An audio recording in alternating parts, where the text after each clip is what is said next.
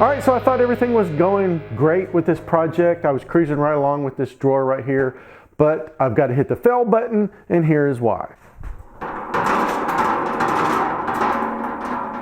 It looks okay. It looks like it might be salvageable until you put a straight edge on it, and you can see just how far out of whack it is. And I really don't want to deal with trying to salvage this. I also figured out something else that I did wrong. And that is the thickness of this steel is 16 gauge, and I thought I was using 14 gauge. Now, before I started doing this on camera, I actually made a couple of little test drawers, and I used 14 gauge on that, and I didn't have any problems with the steel warping.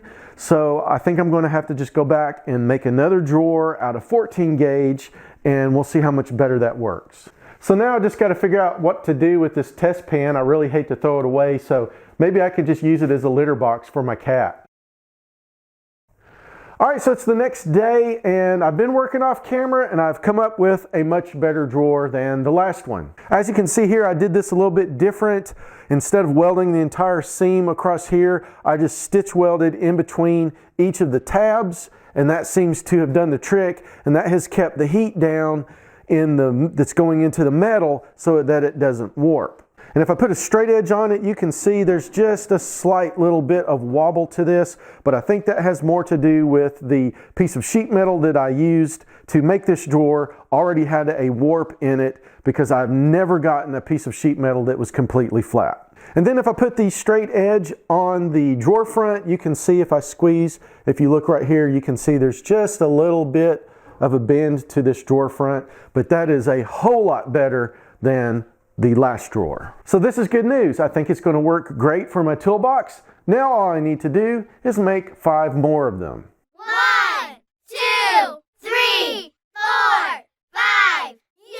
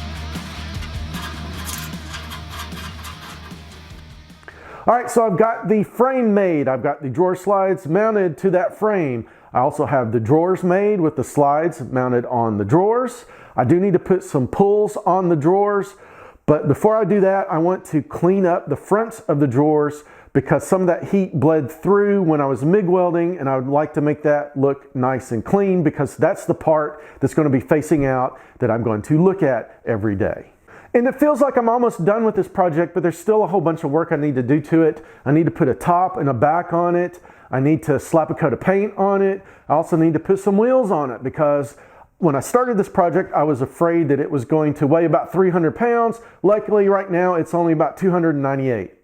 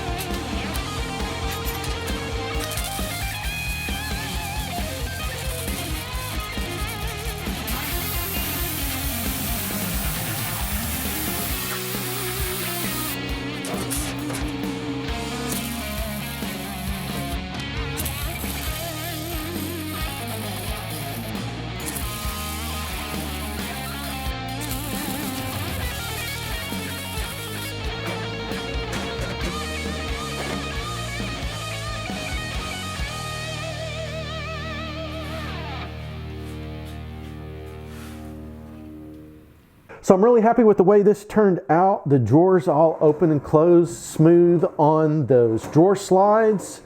I do need to adjust the spacing a little bit on some of the drawers on this gap right here, but that's no big deal. I can do that with the drawer slides. They are adjustable a little bit. I feel more like I've built a vault than a toolbox. This thing is so heavy and stout, but it'll probably last longer than I will. I do need to put a coat of paint on it, and I think what I'm going to do is instead of putting paint on the drawers, I'm going to try this truck bed coating because I think that will be a little bit tougher and it'll stand up to more of the tools bouncing around in the drawers. So I'm not going to bore you with that painting process. We will just go straight to it through video editing. And just like that, it's a couple of days later and I have got this all painted and I'm very happy with the way that it turned out. I also really like the way this truck bed coating worked on the inside. It seems to be much more durable than paint, and I think I'm going to get several years of use out of this toolbox. And like I said earlier, this toolbox will probably last longer than I will. And I know somebody out there is going to make the comment, they're going to say, hey, you can go to Harbor Freight and just buy this toolbox instead of wasting your time and money building one. And that might be true, but where's the fun in that? It's much more fun to build this, use my tools, and gain some experience than just run into the store and buying a toolbox. So what kind of custom toolbox would you build for your shop? How would you build it? What kind of materials would you use? Let me know down in the comments below. And I hope you liked the video. If you did, please give me that big thumbs up. And if you aren't a subscriber, please consider hitting that subscribe button and ringing that bell so you don't miss any upcoming Making Stuff videos. And thanks for watching.